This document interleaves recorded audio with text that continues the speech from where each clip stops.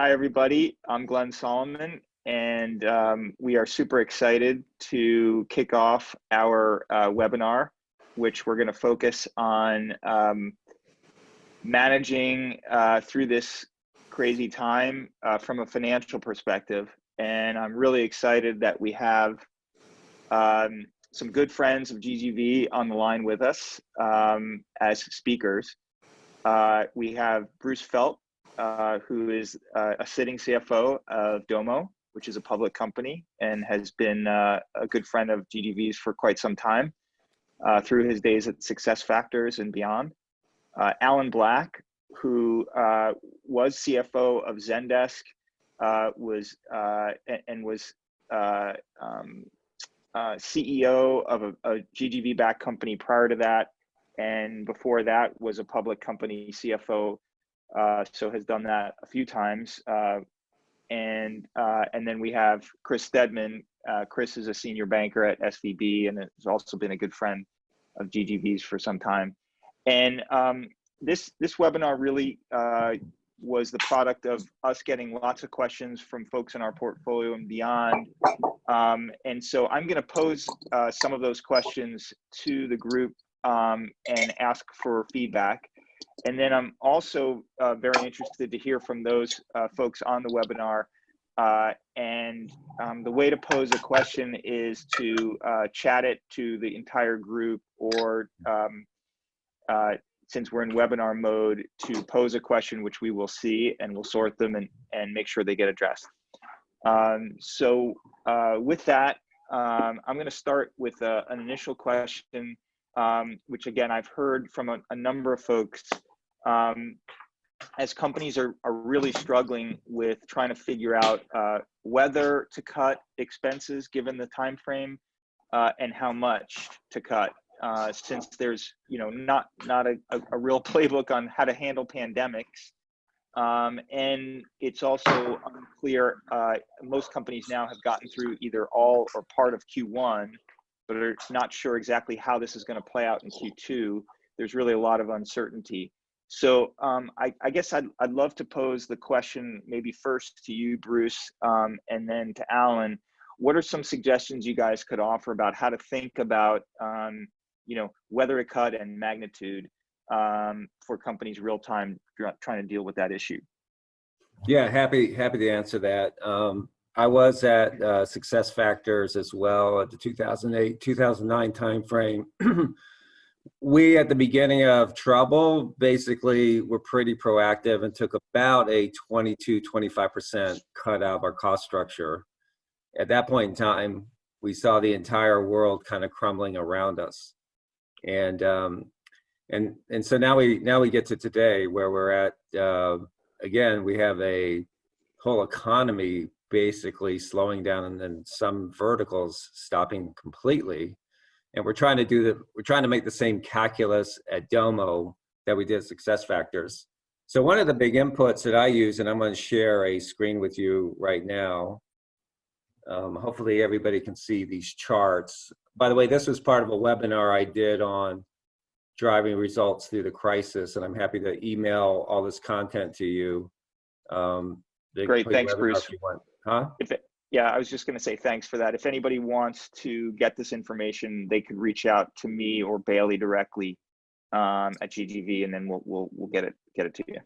So my starting point at Domo, and I've discussed this with the management team, is we're looking at, and this is a Morgan Stanley slide, so thank them for preparing it for us. But these are lines as to what happened with new business growth during the 2008-09 downturn, and then the 2001-2002, and I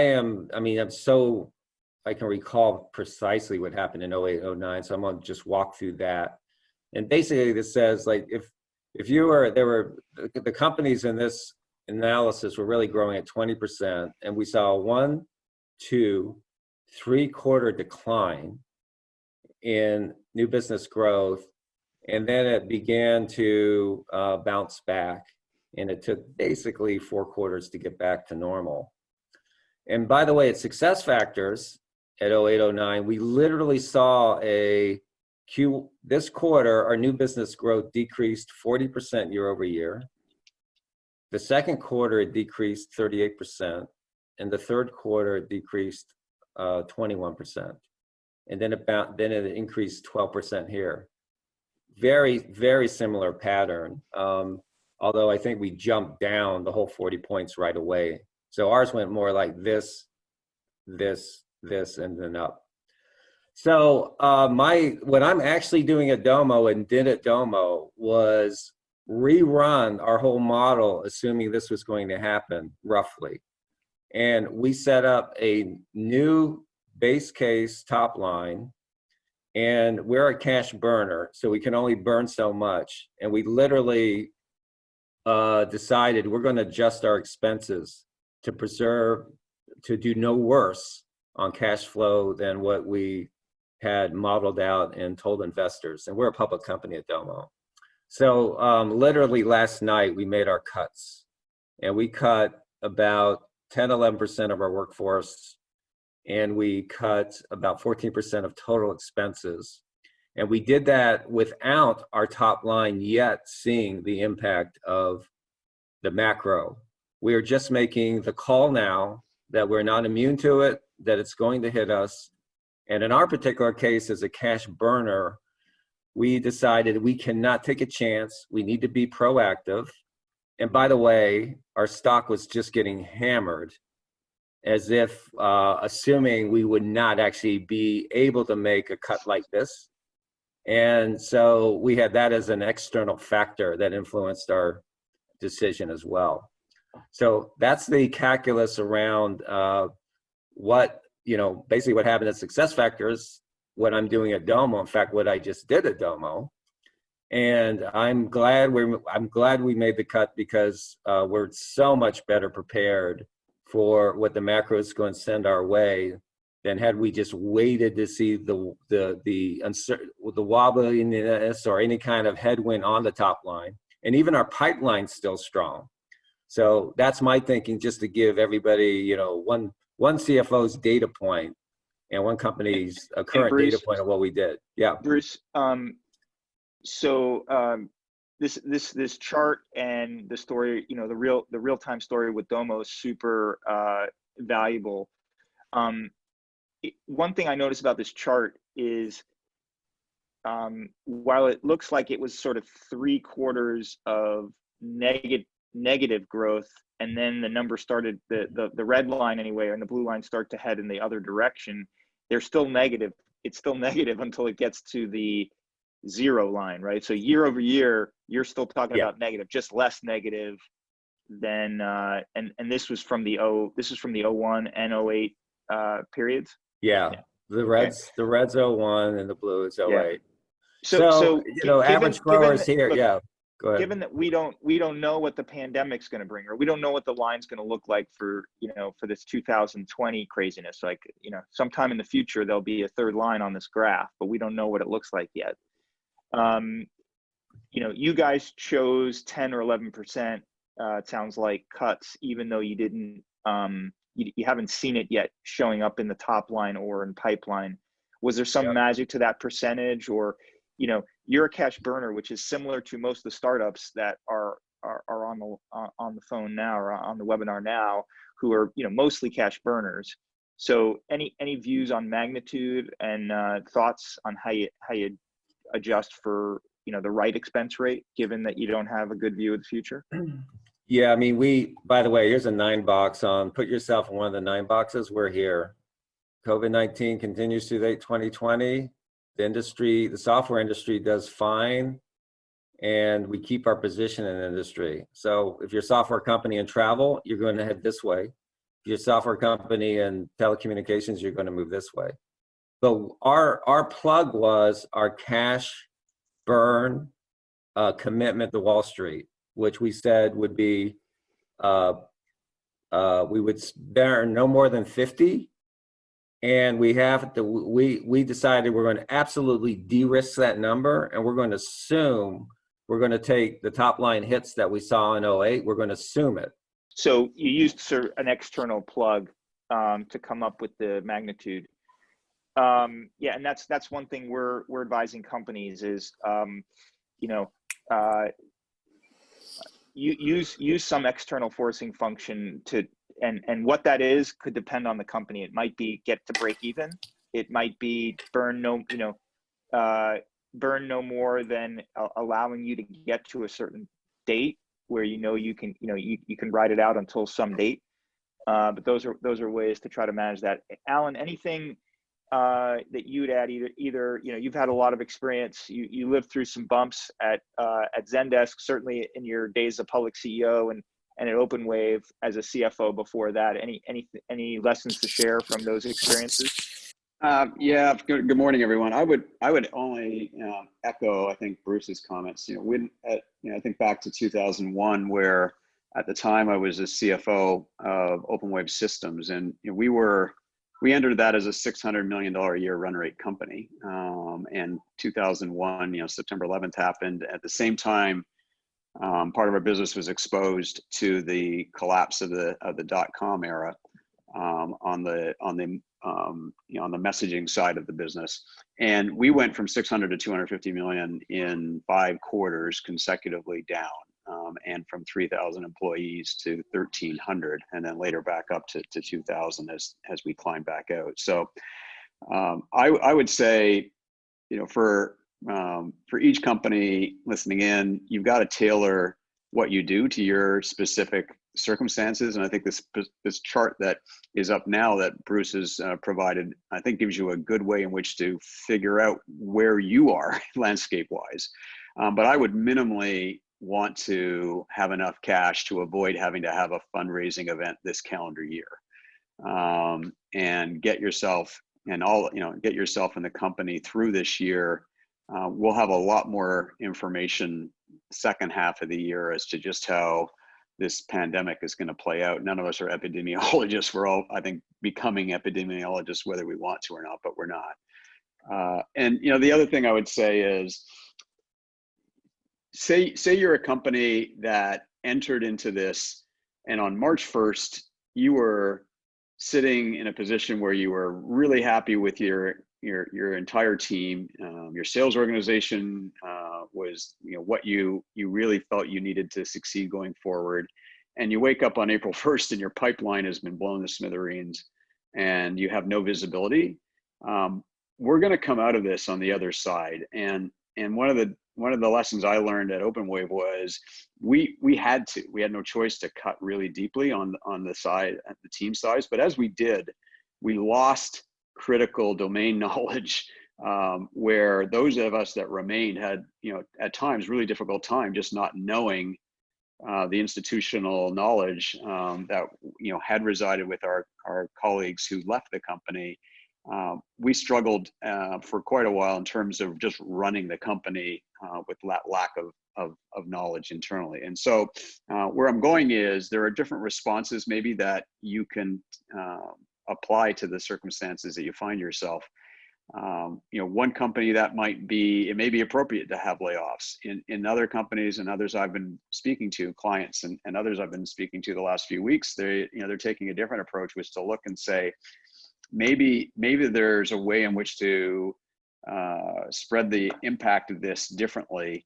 One company I know has decided that they're going to take their sales organization that doesn't have a pipeline to work with, but they feel really good as a top team that they would love to keep for the long term, and they're moving to fixed plans for 2020. So everybody's going to fix, no variable, and the payout will be less than 100% of what would have otherwise been in a normal year.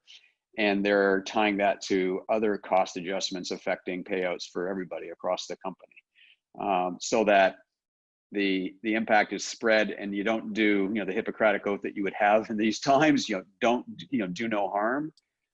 Minimize the damage you do to the company by not removing critical people that will be necessary as you turn the corner when this eventually passes sometime in the future. Alan, that's a good point. We got a question. I think that's that sort of builds off of that point on doing no harm. Maybe directed to you, Bruce. Glenn? Yeah, Chris. Do you mind if I just chime in here? So first of all, I really like what Bruce and Alan shared. And by the way, Chris Stedman, SVB, really glad to be here. And thanks for having me, Glenn. The one thing I would add, because a lot of what we've spoken about is kind of pipeline and right sizing and trying to get to that accurate COVID-19 plan as best you can. The one thing that we really learned at SVB through 2001 is 2009, and I'm sure these executives are already seeing it, is to also then assess your existing book of business, right? Your existing customers. Our biggest point of emphasis will be to see how companies have really looked at their existing customers and having an expectation on contract renegotiation and or, business just falling away because they don't have that kind of durable, diverse customer set. So I want to make sure people, which I'm sure they've already to really start to estimate even their base case on existing business, because that's going to be a big point of emphasis for us. Thanks, Chris. So I want to jump back. I want to get back to that point in a minute, in particular as it relates to, fundraising, because that's the other part of this equation. But just hold that for a second. And Bruce, I wanted to direct a question to you that came from the folks listening around Alan's point. Doing no harm. As you've executed cuts both at SuccessFactors and now at Domo, how have you thought about so maybe first, how have you thought about which functions to go after? Like, is this a across the board thing typically, or do you try to weight it more towards certain functions or certain levels of people? And then the second question is, okay, once you've made those determinations, how do you actually get a cut done? Do you is this something you work hand in hand with the CEO? Do you involve other execs? Do you involve your board? How does, just nuts and bolts, walk us through what that looks like? Yeah, I could get very specific on how we did this here. So here's how we went about it. We had a rating system. First, we had every department force rank their group. And I know that that's kind of old school, but man, does it really make you think about who's valuable and who's not. So first we force ranked every department. And then we put a category A through F, where A was you just can't live without them, to F we were kind of worried about their performance anyway. And E was more of, look, they're doing a decent job, but the job can be redistributed if we needed to. And just in our math, we added up all the E's and F's, and that gave us our number. So that made it kind of worked that way, generally speaking. And if so, that's kind of where we drew the line. If we had to go further, then we are way out of balance compared to any benchmark on R&D. We spend 60 million against a revenue base of about 160.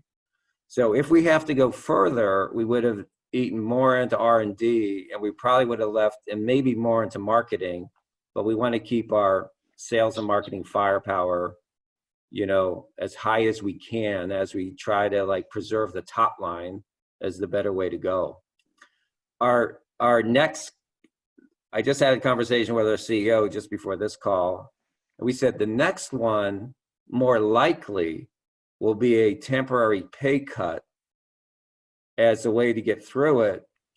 And I would say that works if and only if it's temporary and basically the entire management team feels like we've cut to a point where we can't really go further without maybe getting to Alan's situation where we're really losing talent and tribal knowledge and domain knowledge or experience that we just won't get back fast enough. So you distributed this pretty deeply across the management team and made it kind of a group exercise. What do you do if you have an exec that you think needs to go? Now I'll talk in generic terms. We don't need specifics, but how do you manage around that if there's a senior leader who might need to be part of the cost cut? Yeah. Well, my first Yeah, my first question is it the CFO? That's what I asked. And as long as it's not, then it's certainly okay to do. You mean, Bruce, who besides the CFO? I think in a case like that, it's the CEO just has to make the call right then and there and make that part of it and do it right up front. Okay. We've basically had to do it, but it was before we had to face this. It's before the macro deterioration. We had questionable performance on some, and it became unbearable, and so we've made moves on the chief revenue officer, the chief marketing officer, both those, generally speaking. But yeah, if there was any question whatsoever, now's the time to make the move. It's understandable. It's necessary. It actually would be understood very likely by the employees. And to not do it, in fact, I would say to not do it, you're probably doing a disservice to the company. Yeah, and I would actually say employees are pretty smart, and they're like, if anything, going to say, what took so long? Yeah. That's it. Yeah. So Alan, any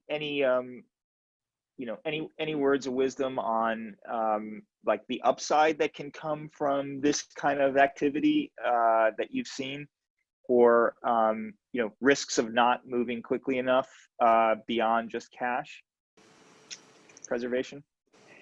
I mean, this is pretty unprecedented, so I don't know. I can speak to the upside of this kind of situation. I will maybe just point to, in every company of every size, there's cost efficiencies that you could identify if you were really, really focused on it. And at the other side, you might find that there are ways to run the business more cost efficiently, and get to profitability faster if you're not already profitable. And the ability to do it is much more difficult in what I'll call prosperous times than difficult times.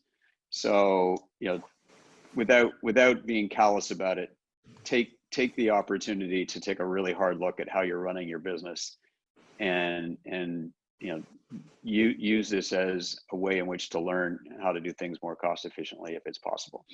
Yeah, let me just add a comment there. I mean, first, the millennials have never seen anything like this, and life is pretty good. And I think actually any move, even if you don't need to do it, you have permission to do it now. I believe that will be a very positive shock to the system. And I can tell you at SuccessFactors, I think we performed better after the cut with less people. And this isn't a productivity argument. I see absolutely perform better. And Glenn, yeah. I really love to jump over to where Chris started to take the conversation. If we could, I've got some thoughts on the customer side as well. And I'm sure, that's near and dear to everybody's heart in this call. Yeah. So maybe we could dig into that. I think that's a great point. And I'll pick up on, to pick up on Bruce's thread, like where he's seen increased productivity from, coming out of some of these, the cuts that he's lived through. Interestingly, he's also, seen real strong stock improvement. And granted, SuccessFactors and now Domo are both public company situations, but there's an analogy to private, which I think is somewhat interesting here, leading into what's important to maintain. And I want to get to that in a second with Chris, but Bruce, my recollection is your stock went from mid-single digits when you made the cut at SuccessFactors up to 40 at the end, at the end of the run. And it was, it was a pretty good line from one to the other. So the stock market actually reacted very positively to you guys making cuts and then showing you perform even with a smaller team. The aftermarket Domo looks like it's up big in the aftermarket. Today's not a trading day, but we'll see how the stock does coming out of coming next week. But it looks like the initial reactions, at least of investors, isn't always negative to cuts. So Chris, let me ask you, when you're looking at it as a, on the other side of the balance sheet, as a lender, what's important to you coming out of, when a company is rationalizing their cost base, what do you care about as you're thinking about, is this still a good credit for me? Yeah. Well, I will answer that question, but I do want to just acknowledge, I think Alan and Bruce are going to be in a better position to address kind of the whole customer aspect. I just wanted to make sure we reemphasize, as much as you talk about pipeline, I think what we all realized in 2009 is just even what you think is your existing book of business. Entrepreneurs learn the hard way of how quick people are to renegotiate, and just, it all gets back, Glenn, to this. We're really hoping to see a very thoughtful COVID-19 plan that acknowledges just not only a slowdown in new pipe, but also the contraction of existing business in a big way. So, our expectation is that we are really trying to understand the unique dynamics of each customer. Again, we're not going to nearly know as well as the company on how they're going to manage the existing book, but obviously we're going to get to a level of looking at various industries, all the unit economics around churn rates and all of those things. And I don't think it's anything rocket science, Glenn. It's just, we're really going to be looking through companies to their customers and cash flows as much as anything. And what are some of the,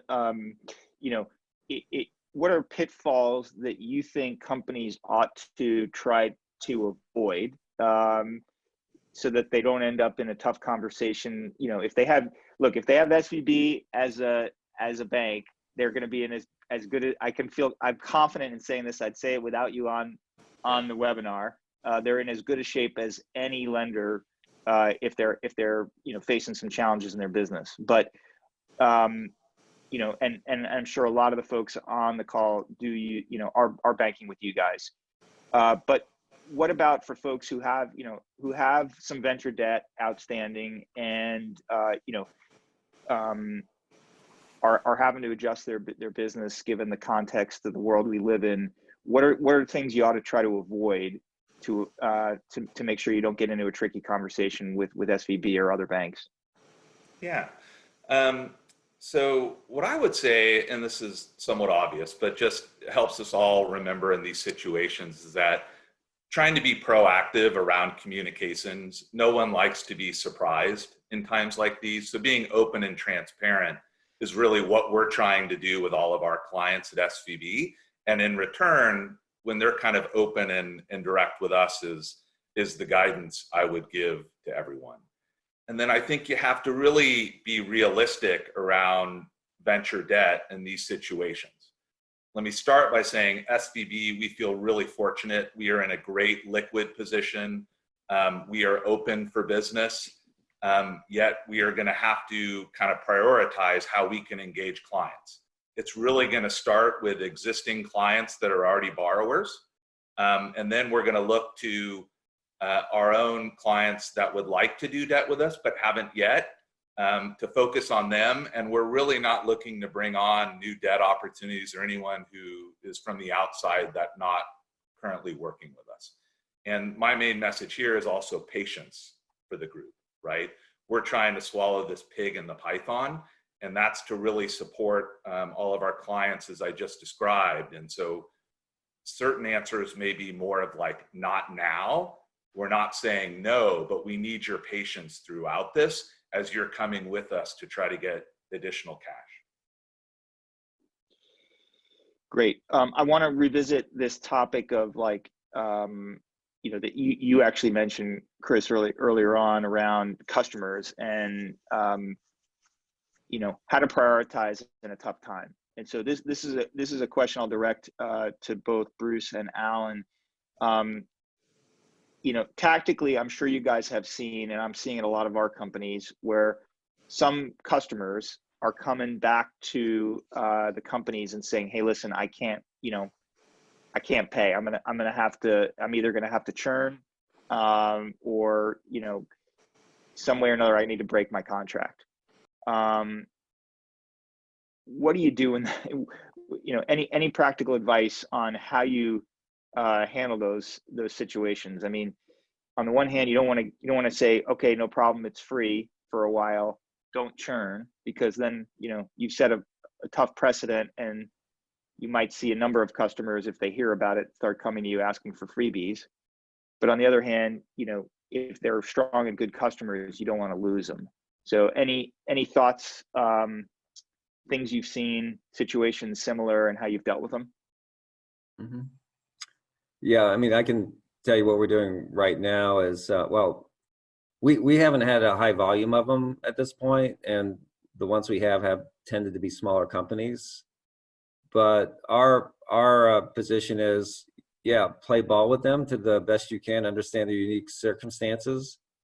If they're paying annually, let them go to quarterly, maybe monthly, and use the opportunity to have a dialogue about giving them that relief, but increasing the length of the contract and maybe the total deal size of the contract, exchange for giving them short-term relief.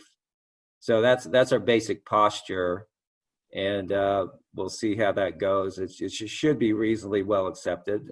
We don't want to lose anybody, but we will try to nurture it. And I think if we had to, we'd let them use it for free for a while and try to make it up on the back end.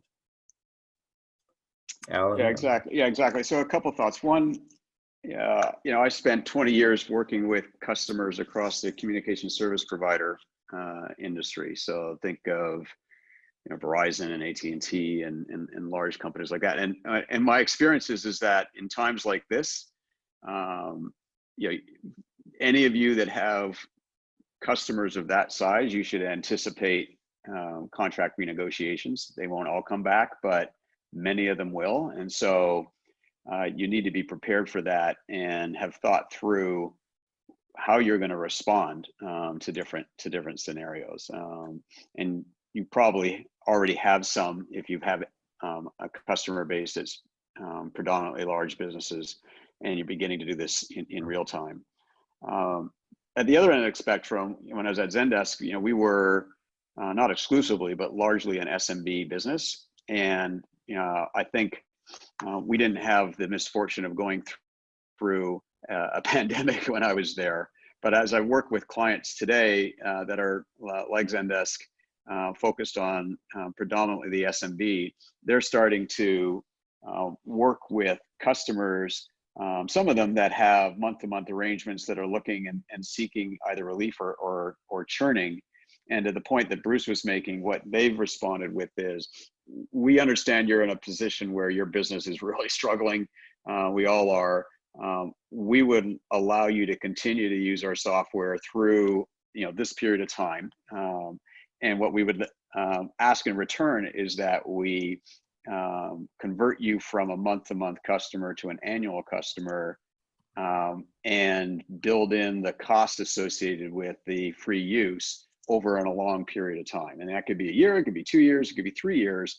But what you're really doing is changing the risk profile of your business while responding to the realistic and reasonable short-term pain that your customer is dealing with, and changing the degree to which you have month-to-month customers in favor of annual or longer-term customers only serves to give you better visibility long-term. Doesn't mean they don't come back in the future to renegotiate, but not all of them will. So that's one of the ways I've seen companies try to respond to the ask. So some of the companies online now, are hit less, at least maybe hit by the pandemic, but have cash in the bank. And a question that comes up is, when do you want to think about playing offense instead of defense? And if so, like, how do you do that in an appropriate way given uncertainties in the market? So, for example, one thing that's come up for us with some of our companies is, hey, is now a good time to think about some acquisitions? Maybe companies will be less expensive to acquire, be more willing to work with us. And on the other hand, there's obviously risk attached to being aggressive and doing things, either organically or inorganically to try to spur growth. So I'm curious if you guys have any thoughts on that, and Chris, maybe you could chime in first. From a capital perspective, like if somebody's somebody's got some debt or thinking about getting some debt, is acquisition in this time like a reasonable use of funds, or how would you guys think about that? So the simple answer is yes. And of course, each company situation is unique. But really, we like debt that's used for purpose-driven loans, like an acquisition, right? So it would need to be a part of a financial plan that made sense. We're really looking to engage and provide debt to companies that have durable, kind of all-weather business models with good, unique economics in situations like these. And if those things play out, then absolutely we would look to do it. The other point I'd mention to close on that question is just that really the best use of venture debt is to finance growth, right? The whole theory around that is in situations where you can ultimately use the debt in growth scenarios, that helps you, push out the next time you would fundraise for many of the venture-backed companies on the call today. And so in those scenarios where it leads to growth, a lot of debt makes sense. But in an environment like we all know we're aware of, where growth isn't there, then venture debt isn't really the best solution. So that's a little more color, but overall, absolutely. Bruce or Alan, any thoughts about trying to engineer acquisitions, maybe of smaller private companies in this kind of environment? I mean, my thoughts are, if it's a small tuck-in, maybe you're getting a team that you think can help you on the product side, maybe. But there's some real, I just think some practical challenges. How do you do due diligence in an environment like this when you can't actually get together with the people that you might be interested in acquiring or partnering with? The other is how do you know that you're not actually buying a business whose own business is more distressed than you realize it is, right? And then thirdly, how do you arrive at value? In a market, I mean, public markets aren't the economy. Look what's happened, since the beginning of March to March 23rd to today, and the public markets. I mean, the valuations are all over the place, and so trying to get boards to agree on a valuation from a fiduciary point of view, may be difficult. Yeah, I'm more worried of being bought than buying anybody. You're public. But my calculus along this opportunity is more of, could we combine with another company with a sponsor where we're equally impaired? So you're kind of taking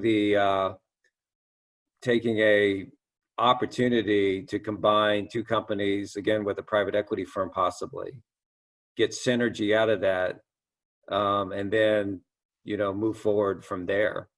But to Alan's point, practically, how do you meet people and execute in a case like that when nobody's meeting or traveling? But from a financial engineering point of view, this becomes pretty interesting for us, I would say. And it's probably a matter of time, right? Where, if not April, maybe not May, but I could certainly see M&A activity beginning to pick up once things settle down and we're allowed to travel and meet again. So similar question on the organic growth side, right? I think a lot of companies that have cash and have had a strong business, maybe across the board, there's been some blog posts about this out there, like companies, depending on industry, haven't seen massive blow-offs in Q1. Like Q1s haven't been as bad, or for those companies who have April Q1s, I at least the ones I've talked to, they're not expecting, or they're a little more hopeful, I'd say, over the last week or two than they were maybe a month ago, with how things might pan out.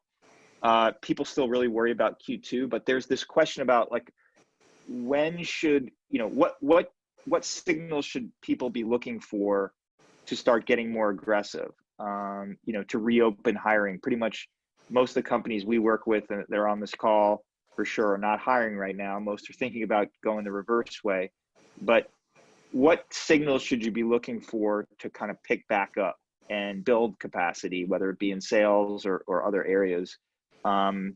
Curious to get your guys' take, what you'd be advising startups today as they try to piece through this.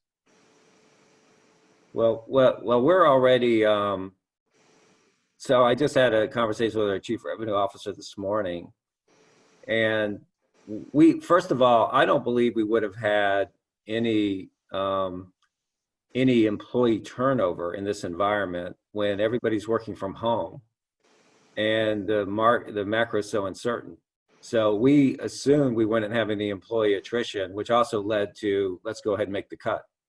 Now that we've made the cut, we're assuming we will get attrition, and we're going to start moving the needle to allow it to happen in R&D, but provide capacity for more sales so we can start building up that muscle even before we know how this is going to play out.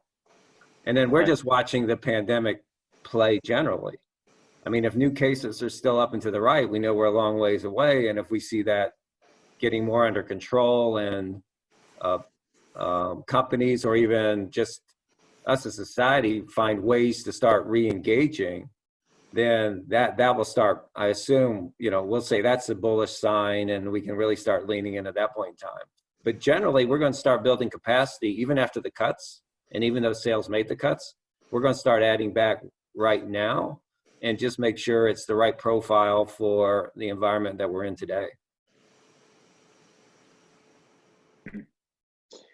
Any, do you trust signals from from pipeline or, I don't know, some, top of funnel demand type things that you guys would look at? Yeah, I mean, we are watching that, so clearly. I'll just show you, again, let me see if I can share my screen again. Is it showing this? Yes. Yeah. Okay. Like here's we're watching pacing of real deals and retention, but the thing I'm really watching is pipeline. Like here's pipeline tracing through a quarter. Like, is it, and see how pipelines naturally do this during a quarter? Are we ahead of last quarter and last year or not? And are we net picking up pipeline or losing pipeline? So it definitely, if pipeline gets challenged, you're in trouble. If pipeline's building, that's positive, but it's not necessarily, you still don't know that it's closing. And we have these crazy charts. Huh? And that's the key, right? So yeah, we're probably more than other times in a CXO veto era. And what I mean by that is you can have a pipeline progressing through, throughout the quarter. I would delay doing, making the call to shift to, to being more aggressive until I actually saw signed paper through a quarter end or two. Because I've had, past experience of having deals get all the way to 11 p.m. European time on the last day of the quarter, only to find out that there were 50 other deals that needed to get done, and we were unfortunately 51 on the procurement officer's desk. So I would just be from Missouri for a little bit. You've just had a quarter end if you have a March quarter end, but it's a false quarter in some respects.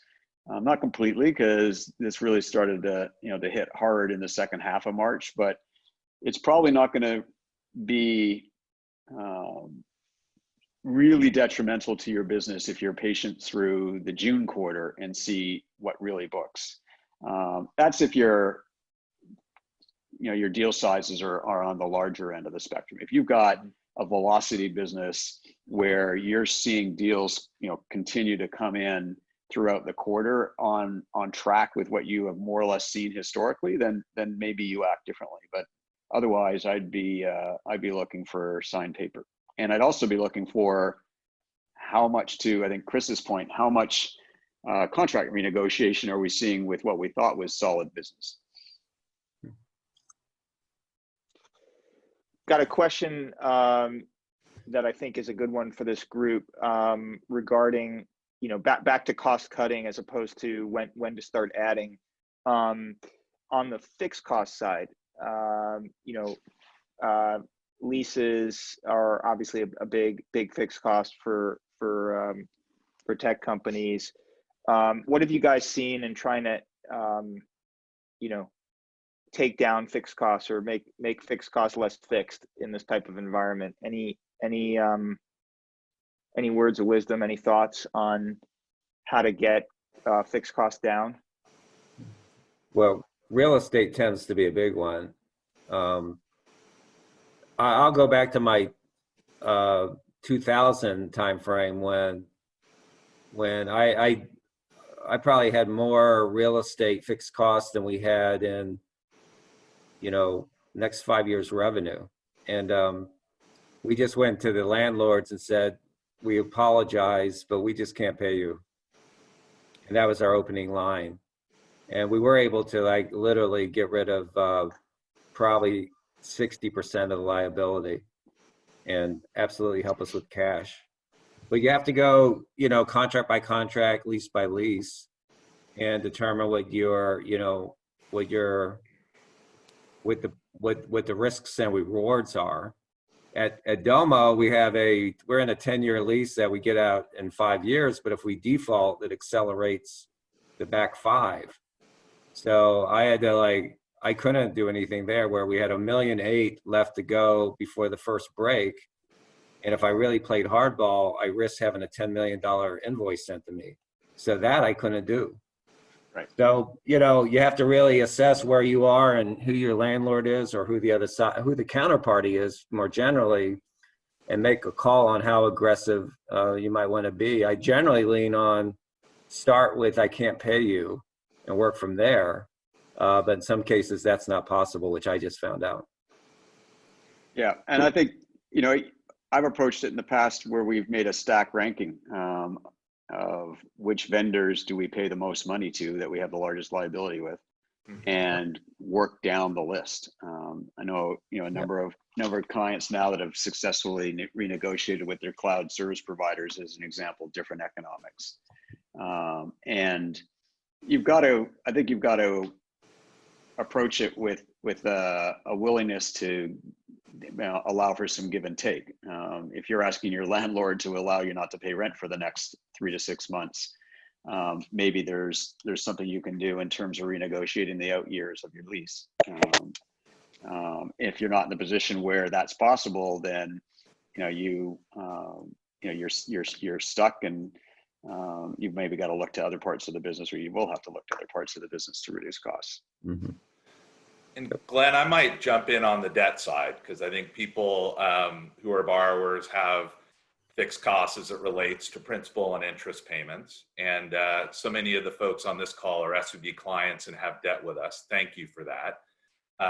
And for those who may not be aware, we just right off the bat, for most of our kind of Series A, B, C companies that had $10 million of term debt with us or less, we went ahead and put in place a 6-month principal deferral to help on those cash flows.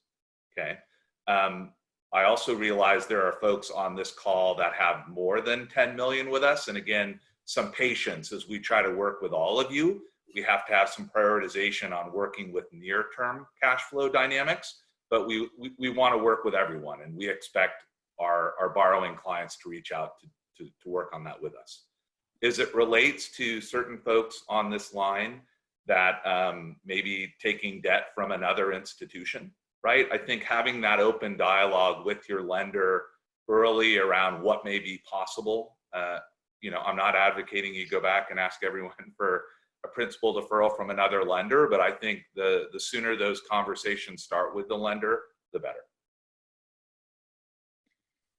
Okay, And then, I use wanna, this also as an opportunity to think about, once we're on the other side of this, do you really need all the real estate, for example, that you used to have? And do you really need to put the $10 million of improvements in that you were thinking of making to make it a much nicer, environment for everybody? Maybe banquet tables are fine for our Series A startup, and you don't need, the same level of trappings that previously, we thought were essential. yeah, that is something that I think may come out of this is, the war for talent will still be there, but maybe some of the excesses that were part of it, that war, at least fall away for a while. I want to address a topic that a lot of the startups on the call are dealing with, without getting too geeky. The PPP or Payroll Protection Act, I guess. Program, Chris PPP. program. Yep. Yeah, part of the government CARES Act. Yeah, I think, Chris, most people are pretty familiar with this program now. It would be helpful to hear from you, just some overall thoughts on who would be appropriate for this type of program, and if you're not sure how you ought to try to deal with whether or not you're appropriate, and then maybe how you might weigh that program versus just working with SVB or others in a more general way, as opposed to seeking this relief program. Sure. So look, the Paycheck Protection Program was really the best of intentions by the government to help those small, medium-sized businesses deal with the pandemic, right? And we know so many companies across the US, small, medium business, restaurants, et cetera, don't have access to capital and really live month to month, okay? And so I've had a lot of personal conversations with longstanding VC relationships, those who have to kind of attest to certain aspects of the application, question like how applicable is this to the venture ecosystem? And it really is up to everyone's interpretation. I'm not here to judge. I think that's a conversation that needs to be had by the executive team and the board. And, that's just a tough conversation. I think to actually get the debt relief, right, that was part of the PPP program, it is about maintaining your employees though, right? That was the intent of the program to begin with. So factoring that in with your plan and everything we've been talking about earlier is really critical to do, okay? I'd love to get Bruce Allen's and your perspective on this too, Glenn. But what I want to make sure we're being transparent about at SVB is that while the government had the best of intentions, this is a industry-wide challenge of actually getting the cash to the companies, okay?